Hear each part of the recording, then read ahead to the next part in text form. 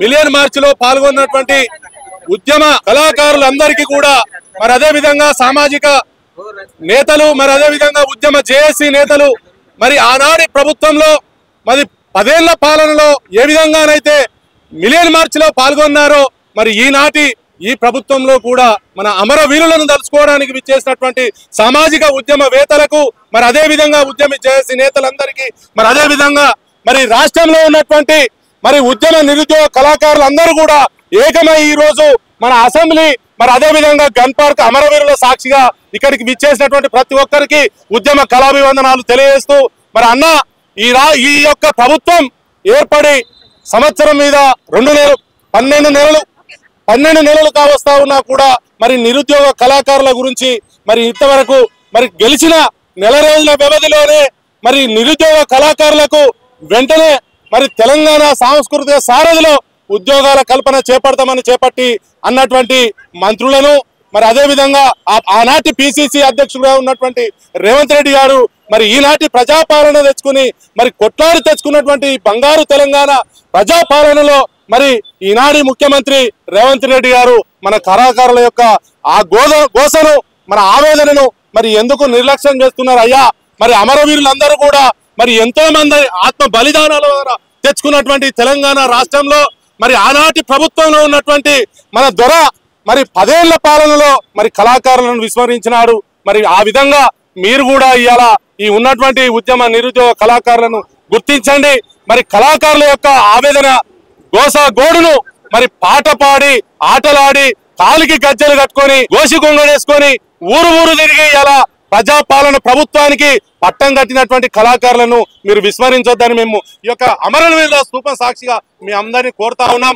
దయచేసి ఇప్పటికైనా మీరు కన్నులు తెరవండి. మరి స్థానిక ఎమ్మెల్యేలు, స్థానికంగా ఉన్నటువంటి మంత్రులు, మరి ముఖ్యమంత్రి గారు దయచేసి మా యొక్క కళాకారుల విన్నపాన్ని అన్యత భావించకుండా ఈ యొక్క అసెంబ్లీ సమావేశాలలో మా యొక్క నిరుద్యోగ కళాకారులకు ఊరట చెందేటువంటి విధంగా మంచి ఒక భవిష్యత్తు ప్రణాళికను ఆలోచించి మాకు తెలంగాణ సాంస్కృతిక సారథిలో ఉద్యోగాల కల్పన వేగవంతం చేయాలని మిమ్మల్ని కోరుతా ఉన్నాం. అదే విధంగా మరి ఈ యొక్క నిరుద్యోగ కళాకారులకు రెక్కాడితే గాని డొక్కాడనటువంటి కుటుంబాలు ఎన్నో ఉన్నాయి. అలాంటి వాళ్లకు కూడు లేదు, గూడు లేదు, సరైనటువంటి వైద్యం లేదు. అలాంటి వాటన్నిటిని కూడా దృష్టిలో పెట్టుకొని మరి కళాకారులకు మరి ఇందిరమ్మ ఇండ్లు ఇచ్చి ఆదుకోవాలని కోరుతా ఉన్నాం.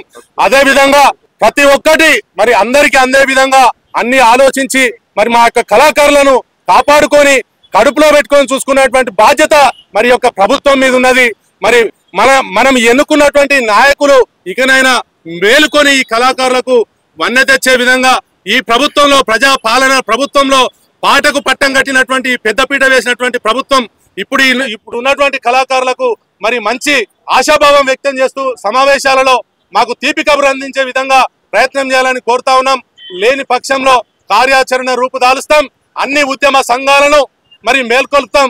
అందరి ఉద్యమ జేఏసీ నాయకులతో కలుసుకొని మరి మా యొక్క ఉద్యోగాల సాధనను సాధించుకునేంత వరకు ఎవరేం కూడా విశ్రమించేది లేదని ఈ యొక్క అమరవీరుల సాక్షిగా మీకు తెలియపరుస్తా ఉన్నాం. అనెత్తుటి మరకలకు 60 ఏళ్ళు నిండెను తెలంగాణ సాయుధ పోరాటపు గురుతులై.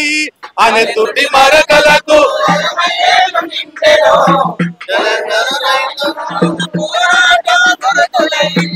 అనెత్తుటి మరకలకు 60 ఏళ్ళు నిండెను తెలంగాణ సాయుధ పోరాటపు గురుతులై.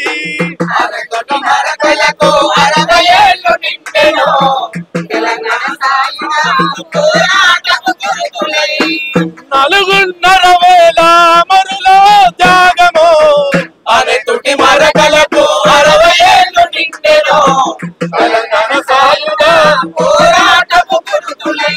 మరి అదే విధంగా ఎలాగైతే అమరవీరుల యొక్క పోరాటాలు చేసి ఈనాడు తెచ్చుకున్న తెలంగాణలో మరి కళాకారులను కాపాడుకోవాల్సిన గొప్ప బాధ్యత మనపై ఉన్నదని తెలియజేస్తూ మరి జోహార్ విద్యార్థి అమరవీరులకు.